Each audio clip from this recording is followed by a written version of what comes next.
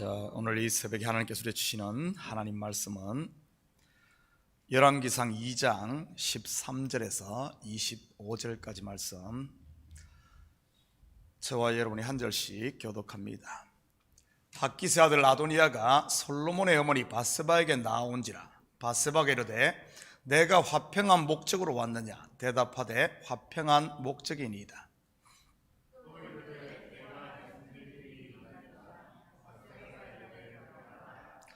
그가 이르되 당신도 아시는 바이거니와 이 왕위는 내 것이었고 온 이스라엘은 다 얼굴을 내게로 향하여 왕으로 삼으려 하였는데 그 왕권이 돌아가 내 아우의 것이 되었으면 여호와께로 말미암음이니이다.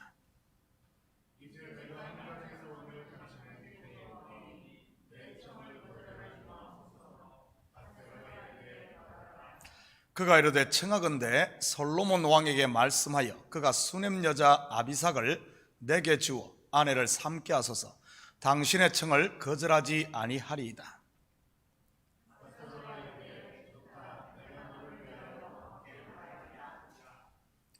밧세바가 이에 아도니아를 위하여 말하리고 솔로몬 왕에게 이르니 왕이 일어나 영접하여 절한 후에 다시 왕좌에 앉고 그의 어머니를 위하여 자리를 베푸니 그가 그의 오른쪽에 앉은지라.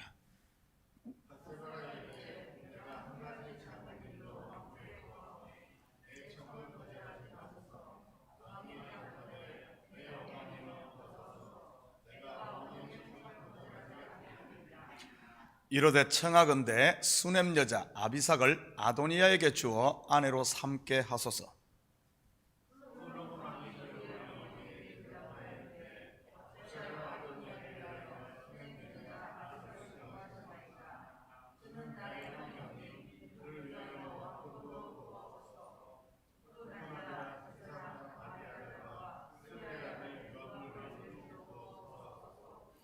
여호와를 두고 맹세하여 이르되 아도니아가 이런 말을 하였은즉 그의 생명을 잃지 아니하면 하나님은 내게 벌 위에 벌을 내리심이 마땅하니이다.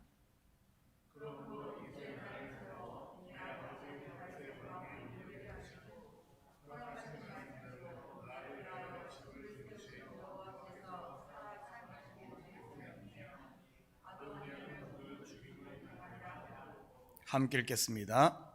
여호야다의 아들 버나야를 보내매 그가 아도니아를 쳐서 죽였더라. 아멘. 좋은 아침입니다. 우리는 어제 새벽에 평강의 왕 솔로몬 왕국의 성격에 대해 잠시 살펴보았습니다. 바로 참된 평강은 갑지불에 십자가 없이는 안 된다는 사실을 말이지요. 그래서 다윗은 아들 솔로몬에게 죄를 범한 4명의 신하에 대해 죄값을 물으라고 한 것입니다. 성경을 겉으로만 보면 이러한 모습은 정치 보복을 위한 숙청작업처럼 보일 수 있습니다.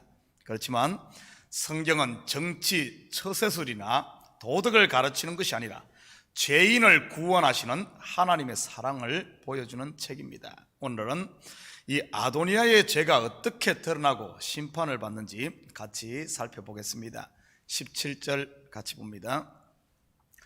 그가 이르되 청하건대 솔로몬 왕에게 말씀하여 그가 수넴 여자 아비삭을 내게 주어 아내를 삼게 하소서.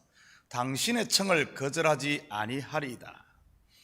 스스로 왕이 되려고 시도를 했다가 실패함으로 죽어야만 했지만 솔로몬이 베푼 은혜로 위기를 넘겼던 아도니아는 얼마 지나지 않아 다시 그의 야욕을 드러내기 시작합니다. 제단 뿔을 잡고 있던 그에게 솔로몬이 한 말이 무엇이었습니까?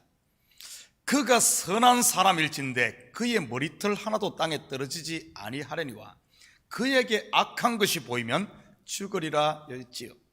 먼저 그는 솔로몬의 어머니 밧세바를 찾아가 한 가지 요청을 합니다.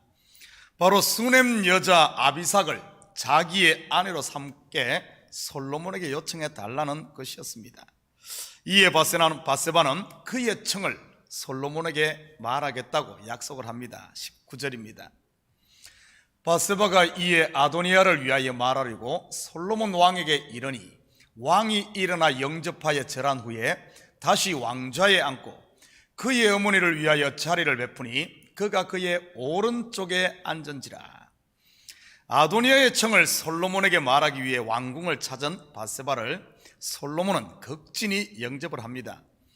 왕이 직접 어머니 바세바에게 절을 하고 그리고 바세바를 왕좌의 오른쪽에 앉히지요. 이것은 무엇을 보여주는 것일까요? 왕의 오른편에 앉는다는 말은 왕과 동등한 위치임을 은유적으로 표현한 것입니다. 사실 솔로몬이 왕위에 오른 데 가장 큰 역할을 한 사람이 바로 어머니 바세바 아닙니까? 그리고 아직까지 솔로몬은 경험적으로나 나이적으로나 어린 상태였지고요. 여전히 왕궁의 실제적인 힘은 바세바에게 있었던 것입니다. 이러한 바세바의 영향력을 알았기에 아도니아가 그녀에게 요청을 한 것이지요. 왕이 당신의 청을 거절하지 않을 것이라고 하면서 말이지요. 20절입니다. 바세바가 이르되 내가 한 가지 작은 일로 왕께 구하오니 내 청을 거절하지 마소서. 왕이 대답하되 내 어머니여 구하소서. 내가 어머니의 청을 거절하지 아니하리이다. 바세바는 솔로몬에게 자기의 청을 거절하지 말라고 요청을 하고 솔로몬 또한 그렇게 하겠다고 하지요. 그때 바세바는 아도니아가 청한 그 일을 솔로몬에게 이야기합니다. 그런데 한 가지 작은 일이라고 하면서 말이지요. 그렇다면 과연 바세바는 아도니아의 요청 속에 감추어진 속뜻을 알고 있었을까요? 아니면 정말 아무것도 모르고 솔로몬에게 아도니아의 청을 전달한 것일까요? 먼저 아도니아가 수넴 여인 아비삭을 아내로 삼으려는 이 속뜻이 무엇일까요? 그녀가 너무나 아름답기 때문에 그랬던 것일까요? 그가 속에 품고 있는 숨은 의도에 대해서 한번 살펴보십시다. 사무엘하 3장 6절 7절입니다. 사울의 집과 다윗의 집 사이에 전쟁이 있는 동안에 아브넬이 사울의 집에서 점점 권세를 잡으니라. 사울에게 첩이 있었으니 이름은 리스바요 아야의 딸이더라. 이스보셋이 아브넬에게 이르되 네가 어찌하여 내 아버지의 첩과 통관하였느냐 하니, 사울이 죽자 그의 군대 장관 아브넬이 사울의 아들 이스보셋을 이스라엘의 왕의 자리에 앉힙니다. 왕은 이스보셋이지만 실권은 아브넬이 쥐고 있었던 것이지요. 그러면서 그는 사울 왕의 첩인 리스바를 자기의 여자로 만듭니다. 한 나라의 모든 실권을 쥔 사람이 왜 이런 일을 했을 것 같습니까? 마음만 먹으면 전국의 아름다운 처녀들을 얼마든지 취할 수 있을 텐데 말이지요. 굳이 자기가 모시던 왕의 첩을 말이지요. 한 군데 더 봅니다. 사무엘하 16장 21절입니다. 아이도벨이 압살롬에게 이르되 왕의 아버지가 남겨두어 왕궁을 지키게 한 후궁들과 더불어 동침하소서. 그리하면 왕께서 왕의 아버지가 미워하는 바 됨을 온 이스라엘이 들으리니 왕과 함께 있는 모든 사람의 힘이 더욱 강하여지리다 하니라. 압살롬 또한 아버지 다윗 왕의 후궁들과 동침을 합니다. 그렇게 하면 왕과 함께 있는 사람들의 힘이 더욱 강해질 것이라고 하면서 말이지요. 그렇다면 아브넬과 압살롬이 왕의 후궁들과 동침한 근본적인 이유가 무엇일까요? 바로 이러한 행위는 당시에 전쟁에서 승리한 왕이 패한 왕의 아내나 딸들을 취함으로 패한 왕에게 모욕을 주는 행위임과 동시에 전쟁에서 승리했음을 온 백성들에게 나타내는 하나의 상징적인 행위였던 것이지요. 일종의 왕이 취하는 탈취물과 같은 것이라고나 할까요? 다윗 왕의 아내로서 왕궁에서 생활했던 바세바가 이러한 사실을 몰랐을까요? 아닙니다. 당연히 알았겠지요. 그럼에도 불구하고 이러한 사실을 솔로몬에게 모른 척하면서 요청한 속뜻이 무엇이었겠습니까? 바로 아도니아의 속뜻이 이러하니 그를 살려두지 말라는 하나의 조언이었던 것이지요. 사실 바세바가 가장 경계하는 인물이 누구였겠습니까? 바로 장자인 아도니아 아니겠습니까? 때를 기다리고 있었는데 아도니아가 딱 걸려든 것이지요. 쉽게 말해 밧세바는 솔로몬이 왕으로서 어떻게 해야 할지를 아들에게 코치했다고나 할까요? 아무것도 모르는 척하며 그의 마음에 자극을 주어서 말이지. 노쇠한 다윗이 왕을 세워야 하는 액션을 취해야 함에도 취하지 않고 있을 때 그가 한 맹세와 또한 하나님의 뜻을 따라 솔로몬을 왕으로 세울 수 있도록 지혜롭게 코치한 사람 또한 이 밧세바입니다. 그런 것을 보면 밧세바는 분명 지혜로운 여인이었음에 틀림없습니다. 우리는 밧세바 하면 불륜녀로만 기억하기 쉽습니다. 밧세바뿐만 아니라 예수님의 족보에 이름을 올린 다말이나 기생 라합 그리고 룻에 대해서도 마찬가지고요. 불쌍한 여자 아니면 부도덕한 여자 정도로 말이지요. 만약 우리가 그런 도덕적인 측면으로만 성경을 이해한다면 성경 저자의 진위를 완전히 왜곡하는 것이나 마찬가지입니다. 왜냐하면 이러한 여인들은 그리스도의 신부인 교회를 예표하는 바로 저와 여러분을 말하는 것이니까요. 물론 이들이 처음은 모두 실패한 죄인의 상태로 출발을 하지만 그들이 새로운 신랑을 만나 은혜를 입음으로 예수 그리스도의 족보에 이름을 올리게 되지요. 구속사로 보면 죄인이 신랑 대신 그리스도의 신부가 되어 하나님의 자녀가 된다는 뜻입니다. 이들은 세상의 눈으로 보면 부정한 여인처럼 보이지만 실상은 이들이야말로 참된 지혜자였다는 것이지요.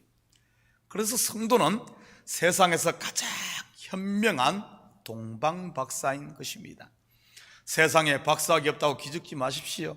바로 여러분 한 명 한 명은 예수 그리스도를 아는 여러분이 바로 천국의 박사학위 소유자들이니까요. 오늘 본문의 밧세바가 바로 이것을 말해주는 것입니다. 어머니 밧세바의 말을 들은 솔로몬 어떤 결정을 내렸을까요? 23절입니다. 여호와를 두고 맹세하여 이르되 아도니아가 이런 말을 하였은즉 그의 생명을 잃지 아니하면 하나님은 내게 벌 위에 벌을 내리심이 마땅하니이다. 어머니 밧세바의 청을 들은 솔로몬은 속된 표현으로 이 뚜껑이 열리게 됩니다. 세상 말로 뚜껑이 열린 것이지 솔로몬 속에 숨어있던 하늘 지혜가 깨어난 겁니다. 영의 세계를 깨달은 것이죠. 솔로몬 또한 아비삭을 구하는 아도니아의 속셈이 왕권에 대한 도전임을 왜 몰랐겠습니까? 밧세바가 원하는 것이 바로 이러한 솔로몬의 결단이었던 것이지요. 결국 아도니아는 솔로몬이 보낸 버나야에 의해 죽임당함으로 자기의 죗값을 치르게 됩니다.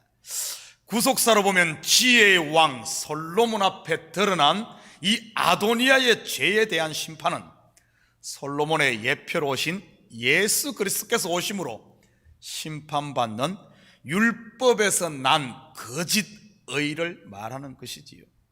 어떻게 율법에서 난 의로 영생을 얻을 수 있겠으며 참된 평강을 누릴 수 있겠습니까?